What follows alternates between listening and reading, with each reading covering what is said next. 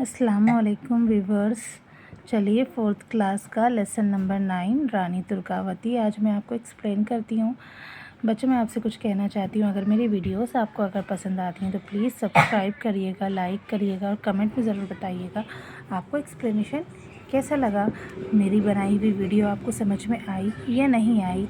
Next आप कोई अगर चैप्टर आपको किसी और चैप्टर का एक्सप्लेनेशन चाहिए तो वो भी आप मुझे बता दीजिए। नेक्स्ट वीडियो में इंशाल्लाह मैं कोशिश करूँगी कि मैं आपको वो समझा सकूँ। ठीक है, चलिए तो देखिए रानी दुर्गावती कौन थी। आज से 400-500 साल पहले मध्य प्रदेश के कुछ हिस्से में गोंड आदिवासियों की 4 रियासतें थीं। गोंड आदिवासियों की 4 रियासतें थी, इसलिए ये इलाका गोंडवाना कहलाता था, है ना। गोंड लोगों की एक रियासत जबलपुर के पास थी। आपने सुना होगा क्या नाम है, गोंडवाना। गोंडवाना मैंने भी सुना है, गई तो नहीं हूँ मैं वहाँ पर, बट गोंडवाना मैंने भी सुना है। तो गोंडवाना इसलिए कहलाया वो क्योंकि गोंड आदिवासियों की 4 रियासतें थी, है ना। गोंड आदिवासी लोग होते हैं जो, उनकी 4 रियासतें, इसलिए इस इलाके का नाम ही गोंडवाना पड़ा है। तो गोंडवाना जो गोंड लोगों की एक रियासत थी वो कहाँ पर थी, जबलपुर के पास थी। जबलपुर तो अच्छी खासी जगह है, आप सब जानते हो। उस वक्त वो जगह गढ़ा कहलाती थी, है ना। क्या कहलाती थी वो जगह, ये तो गोंडवाना तो अभी कहलाने लगी, लेकिन उससे पहले जो थी उस जगह को गढ़ा कहा जाता था, गढ़ा कहलाती थी। गढ़ा के गोंड राजा बहुत मालदार थे, है ना। गोंड जो है लोगों की एक ज़ात समझ लें आप, है ना। तो गोंड जो राजा थे वो बहुत मालदार थे।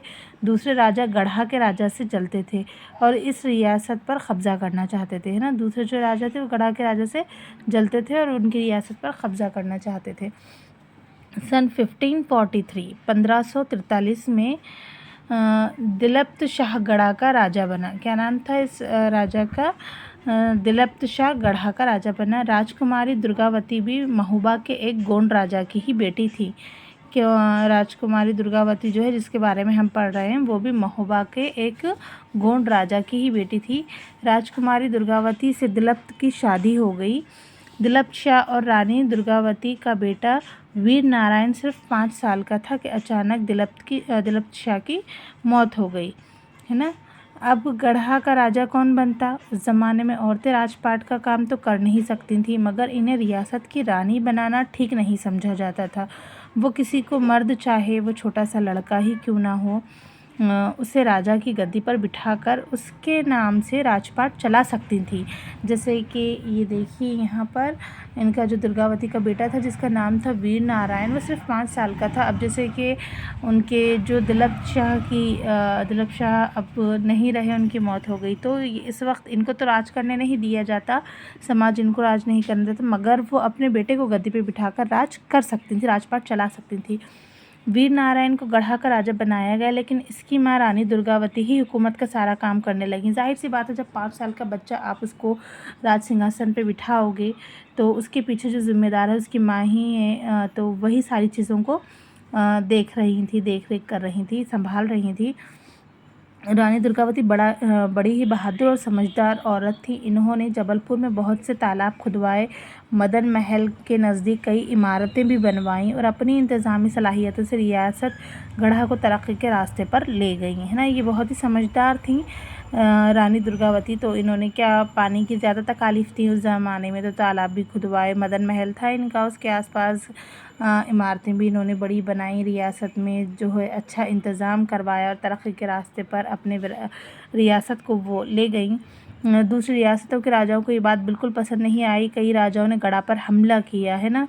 एक वो नहीं रहता है कि मतलब जलन सी होती, जब ये बात आम हो गई कि भाई रानी है, इतना अच्छा काम कर रही है, एक औरत ज़ात है, तो आसपास के जो राजा थे उनमें एक जलन सी पैदा हो गई, उनको ये बात बिल्कुल पसंद नहीं आने लगी। तो वो फिर उन लोगों ने क्या करा, गढ़ा जहाँ पर ये रानी थी दुर्गावती, उस पर हमला करना शुरू किया। लेकिन रानी दुर्गावती ने बहादुरी से अपनी रियासत की हिफाजत की और अपने आसपास के कई छोटे छोटे राजाओं को शिकस्त देकर इनकी रियासतों पर भी कब्ज़ा कर लिया। देखिए यही होता था, जब जंगें होती थी तो जब एक दूसरे की रियासत पे हमले होते थे तो जैसे कि अब ये जीत गईं, रानी दुर्गावती जीत गईं, जो इनसे लड़ने आए थे वो राजा को इन्होंने हरा दिया, तो उनकी जो रियासत है वो इनकी हो गई, है ना। हार जीत में यहाँ पर इंसान क्या हारता था? अपनी रियासत, जहाँ के वो राजा हुआ करते थे।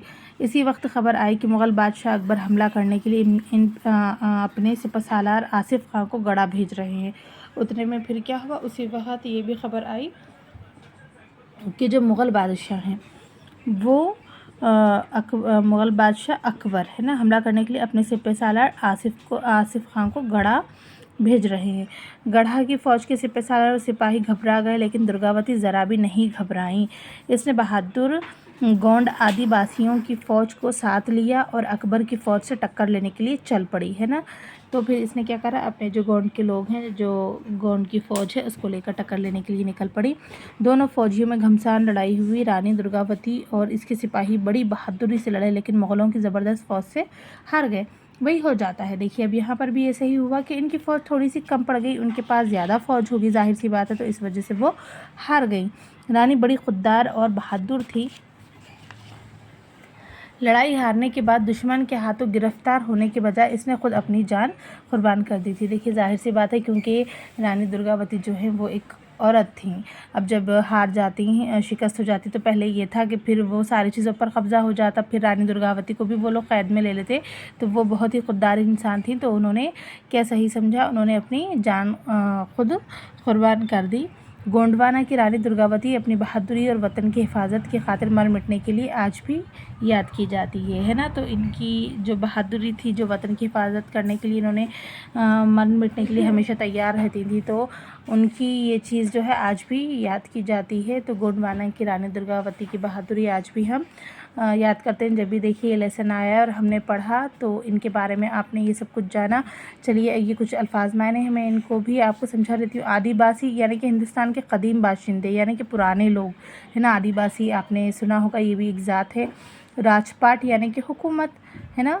ज़बरदस्त यानी कि ताकतवर। ख़ुदकुशी, ख़ुद को मार डालना, खुद ही मार डालना, मतलब किसी के मारने का इंतज़ार। ज़ाहिर सी बात है, दुश्मन के हाथों मरना पसंद नहीं था रानी दुर्गावती को, तो वो खुद ही ने ख़ुदकुशी कर ली। बहादुर, हिम्मत वाला, निडर, टक्कर लेना, मुकाबला करना, घमसान लड़ाई, ज़ोरदार लड़ाई, सिपहसालार फ़ौज का सरदार, मरमिटना, कुर्बान होना, खुददार, सब्र व ज़ब्त करने वाला, क़नाअत करने वाला। तो बच्चों ये थी रानी दुर्गावती की कहानी जो मैंने आपको समझाई। अगर मेरा एक्सप्लेनेशन आपको समझ में आया तो प्लीज़ लाइक एंड सब्सक्राइब कीजिएगा और कमेंट में ज़रूर लिखिएगा कि आपको मेरा एक्सप्लेनेशन कैसा लगा।